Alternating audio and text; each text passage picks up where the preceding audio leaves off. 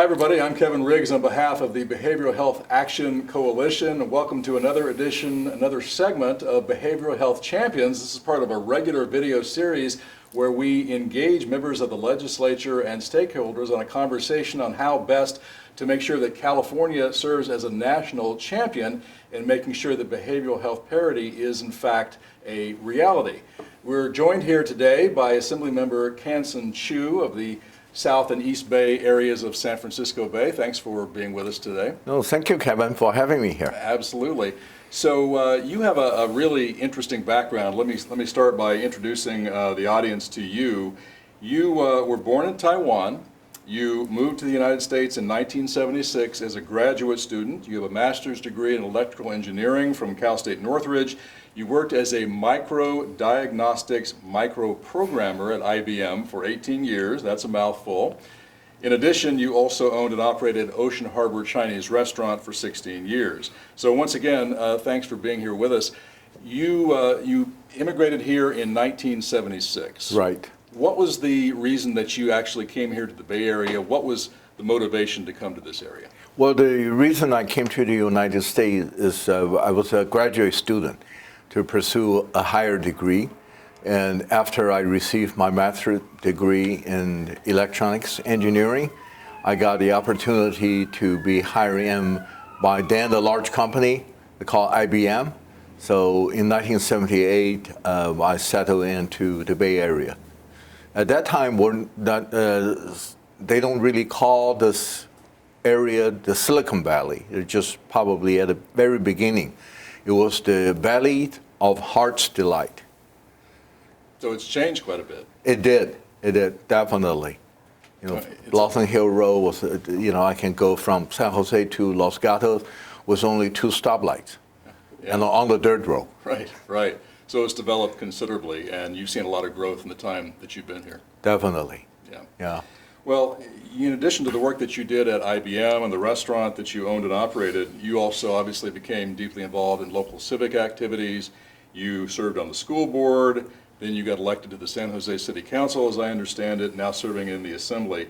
What was the initial motivation for you to get involved in civic activities, and what are some of the core issues that have been most important to you? Right. I think the restaurant business really helped me to get in touch with a lot of community members, the leaders, the elected officials.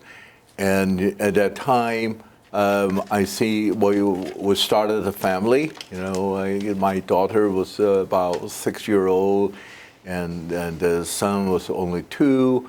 And we realized that this is going to be their home.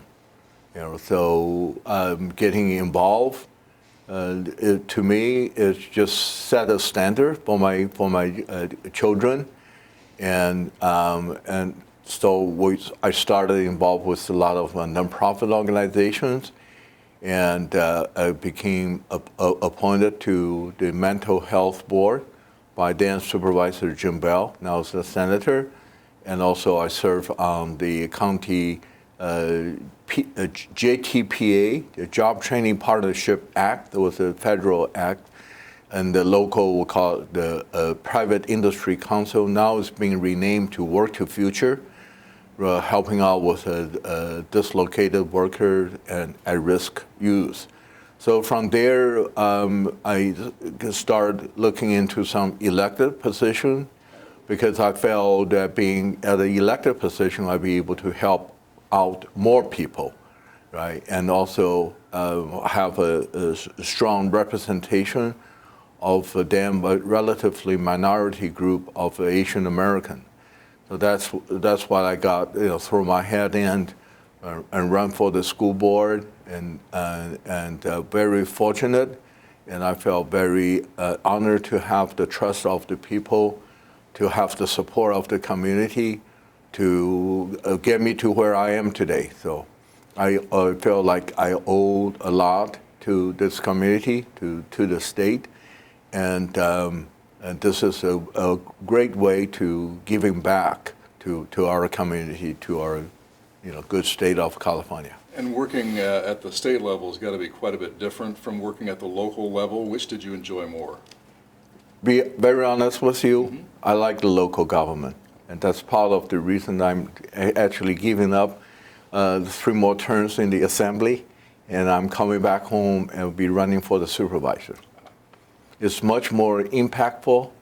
And I can focus my effort into a smaller group, a smaller community. Because although we're elected by district, but I know that I am responsible, all of our legislatures are responsible for the 40 million residents in California. Every law that we put forth will affect, all 40 million of Californians. Whereas in the local government, you have more one-on-one contact with your constituents, which I really enjoy that very much. I have a very open door policy, and I have like off hours, we call it community office hour, which usually happens in the evening between 6 and 8, and that's how I get connected and hear the complaints or concerns or the ideas from my constituent, and those are very important to me. Because as a representative, it is important for me to bring those ideas into the legislatures and make it to become a law. One good example is the daylight saving time bill. It wasn't my idea. It was brought to me by a doctor. He said, well, switching back and forth, it could create a health problem, right? And I thought initially, it would say, oh, but we did it to save energy. So after some research, I realized that because of the energy consumption pattern has changed since the 40s, by switching back and forth, it doesn't save any energy. And that's why I, started carrying that bill, and it was passed a Proposition 7 last year. And this year, I'm trying to implement it, with another AB 7. So let's talk about the Behavioral Health Action Coalition. I think it's a coalition of about 50 statewide organizations, and they're committed, as we like to talk about, to educating, elevating, and innovating in the behavioral health space. Fundamentally, I think a lot of people who are involved with the coalition would tell you that we separate and treat differently diseases of the brain from diseases of the actual body. And so what we have are 2 different delivery systems and funding systems for mental health, substance use disorders, compared to physical health. So what are your views on that, these separate systems for physical health versus diseases of the brain? What are your views on that, and what do you see as the challenges that California faces in trying to correct that? I think the physical health and the mental health, it's really just should be the health of a human being, and it definitely, you're definitely correct that it's being treated differently, and funding is also lower for the mental health than the physical health, and that's one of the problems. I'm trying to get more attention in the legislature to kind of make them into a well-being of their people. There are definitely parities in the current system. It's for so many reasons. The stigma plays a big part of it. Educating the people that mental health is treatable. You can at least the symptom, is treatable. Mental health doesn't seem to present a threat of a life. You compare it to heart attack, AIDS or cancer. But mental health, if we don't treat them early, if we don't treat them at all, it creates a lot of the social problems, social illness problem. You look at those people that commit suicide. That's life taken away. You see those people, those mass shooters. they're criminals for sure, but they are also sick people. Normal people will not, carry a military style weapon to go out shoot random people. So those people are sick, and if we have a better mental health system, we can eliminate a lot of bullying that's happening in the school. We can eliminate a lot of suicide in the high school as well as college and university. And hopefully, we will not see any of those mass shooters, mass massacres that really, really shock or sadden our community. So mental health does take away people's life if you don't treat them. So it sounds like you would agree that California is sort of on the wrong track when it comes to treating people with behavioral health disorders? We're definitely trying to move to move the needles a little bit, but again, because of the people look at mental health because they didn't present an immediate threat of the life of the people. It kind of get pushed aside a little bit.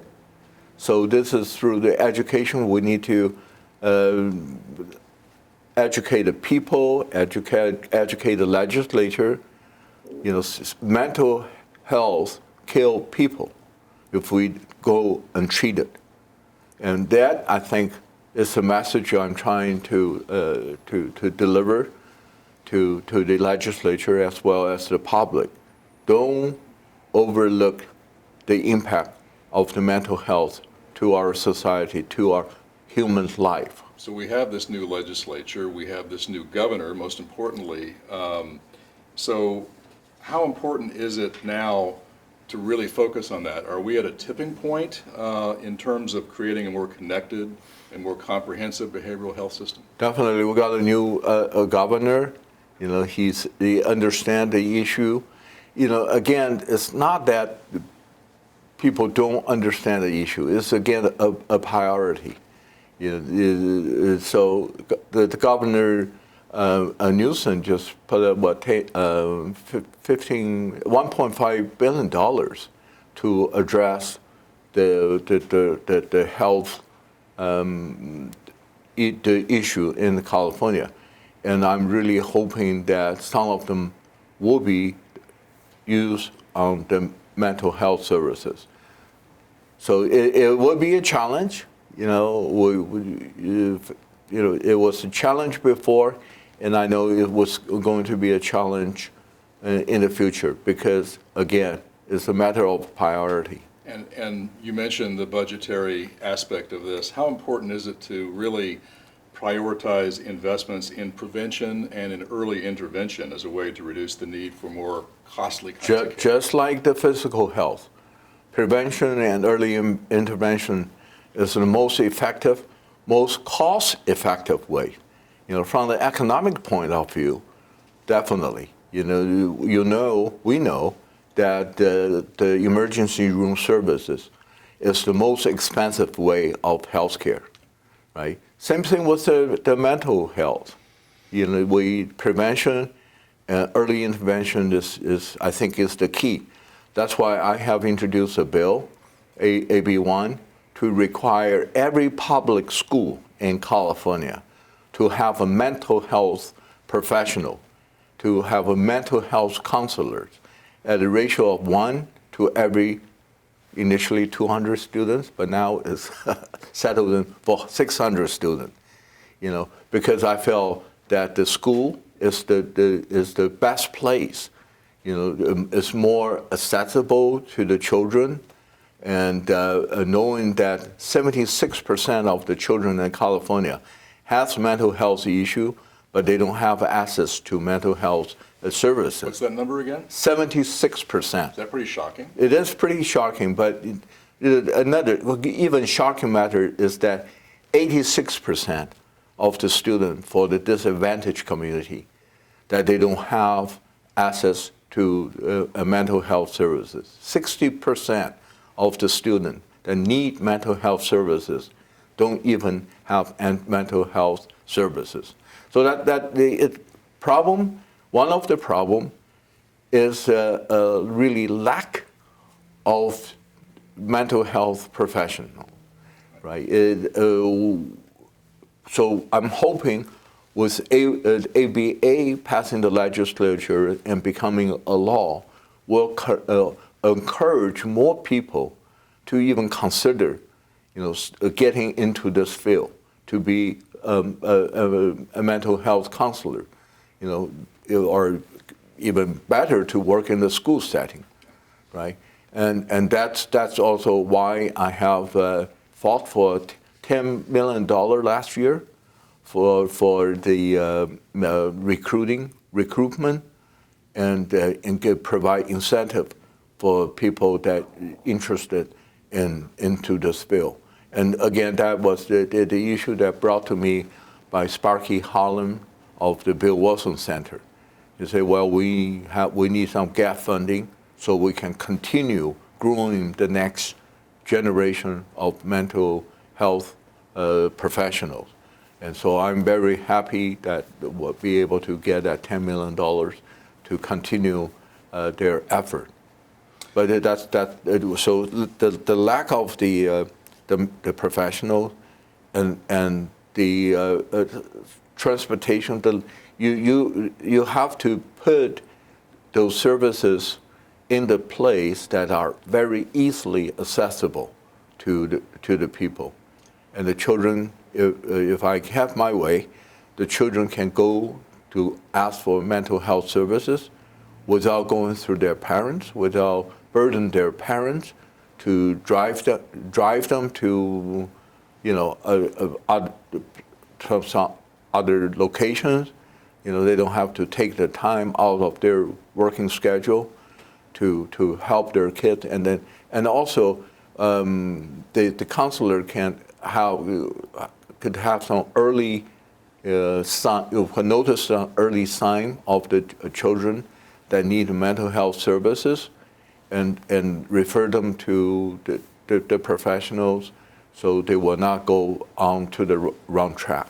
Well, you just touched on this, but part of the challenge is navigating the whole healthcare system. How do people figure that out? And many families, as you know, even with commercial insurance, they really struggle to connect their loved ones with behavioral health services quickly, especially in underserved and underrepresented communities. So what can we do to better help families understand how to navigate that process and actually gain access to those services? That's good. Language accessibility is also very key, in a very diverse area that I represent.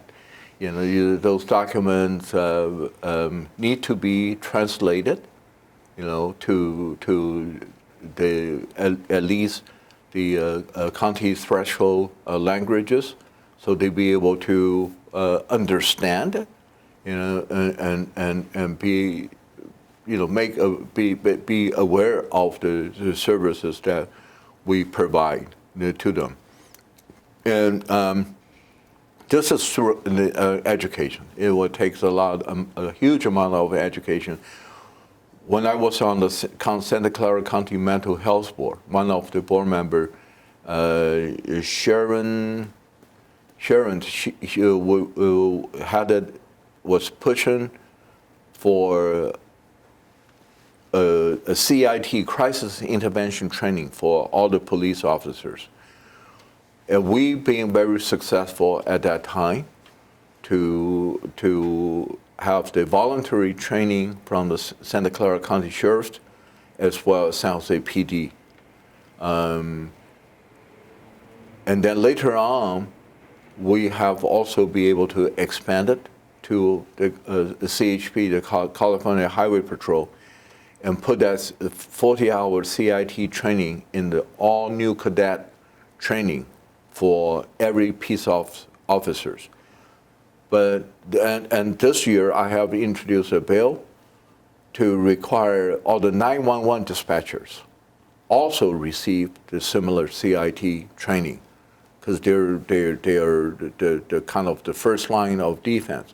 They should be able to identify, de-escalate if it's an emotional stress call, and also dispatch the first responder who are trained who are CIT, crisis intervention trained people, and also at the same time dispatch a crisis team if the county or the city they have they live in has this crisis response team. So to expand the CIT training to all the first responder, maybe including the fire department, firefighters. The CIT make sure that every county should have a stress response team, so they could be also on the scene. I think will save a lot of life to help them to de-escalate it. But also the CIT training, for school, or private citizens like you and I could take some hours of training. We do. You're talking about the physical health and the mental health, the disparity. There are so many organizations that offer CPI training. Why? You want to save the life of the people that suffer a heart attack. But there's no organization that will teach the regular citizen how to de-escalate, how a crisis intervention, how to for the mental people with mental health issue. So we'll have a long way to go, and it's going to be an uphill battle. Well, as you've been describing, there are lots of opportunities to go into innovation and change and improvement when it comes to the healthcare system. As I mentioned, the Behavioral Health Action Coalition does represent some of the best experts in the state, and they are very interested in working with you to lift California's approach to the behavioral healthcare system into ideally a national model. So the question is, how can the coalition work with you, do you believe, to create a more connected and comprehensive behavioral health system? No, I want to thank you very much, all your individual organizations, and also work collaboratively of 50 different organizations. And I do work with NAMI very closely, and I'm very happy to report that recently they might adopt NAMI for the Chinese consumers, just to address the Chinese-speaking consumers. So I'm definitely looking forward to the opportunity to continue working with you for any bill ideas or any practices that we be able to also educate the public. I think we need the community support, to break down the stigma, and we need the communities to support, to look at the mental health issue, in parity with the physical health. That takes a lot of an education, and I really appreciate what your the individual organization and collaboratively is doing. Well, clearly you have a lot of passion and a lot of interest in the topic, and so the coalition supports people like you who really want to make a difference in the process. So thank you very much. No, thank you. Thank you very much. And thank you for your time. I want to thank you, the audience, also for joining us here. Behavioral Health Action is a coalition that puts together this video segment called Behavioral Health Champions. And again, the coalition is a gathering of 50 statewide organizations that really is designed to try and boost awareness of and to find solutions for behavioral health issues here in the state of California. I'm Kevin Riggs, and thanks for watching.